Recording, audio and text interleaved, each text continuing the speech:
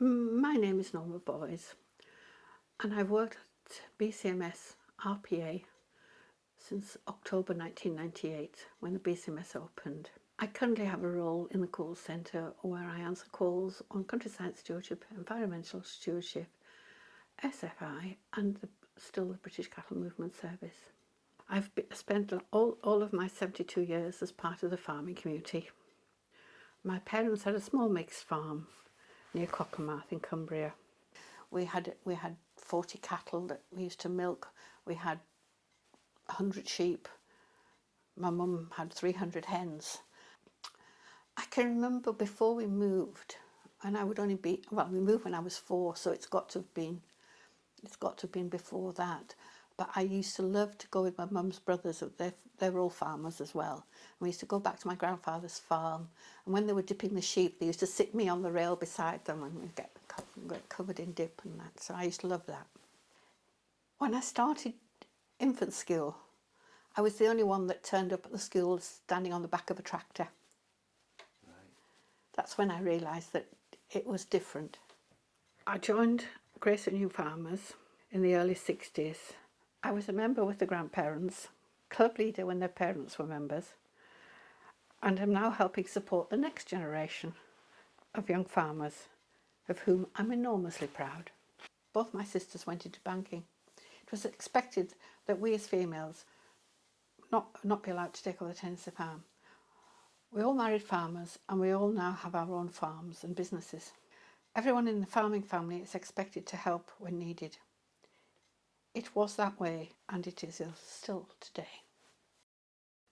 I enjoy the lifestyle because it's what I was brought up with, and we live in a beautiful place. We can appreciate the countryside and you get the full scope of life.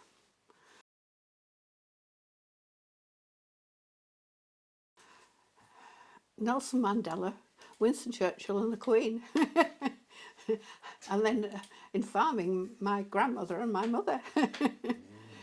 They're all people who got on with the job. Whatever happened, they get on with the job.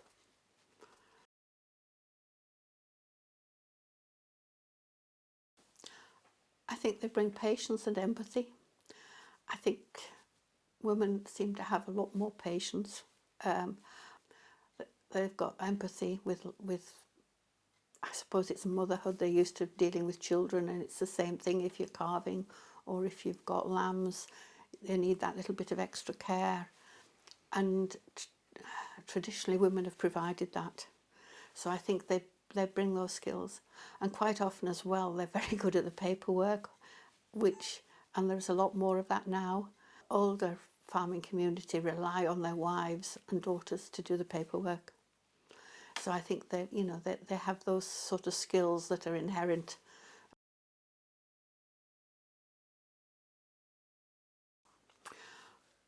I would say that there are lots of opportunities so long as you are prepared to change your lifestyle. I would recommend that they actually tried farming for a while before they took the commitment. You're your own boss.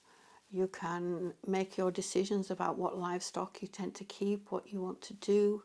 You can work with other people, but you can also work on your own. You've got opportunities to do both with farming, and you're not commuting or anything like that. You can walk out your door and your work's there.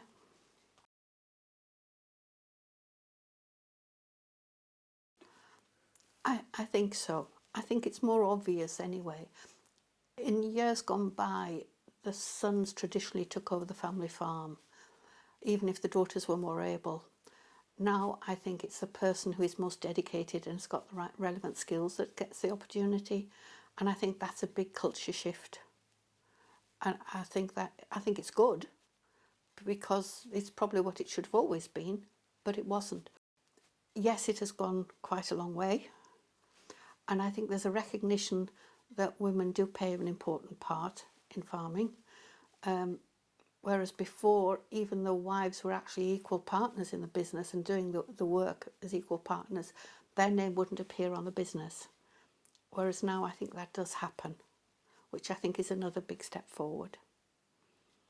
But as I say, there are still people who wonder why women have handbags in the auction. So it's, there is somewhere to go, but we are moving forward.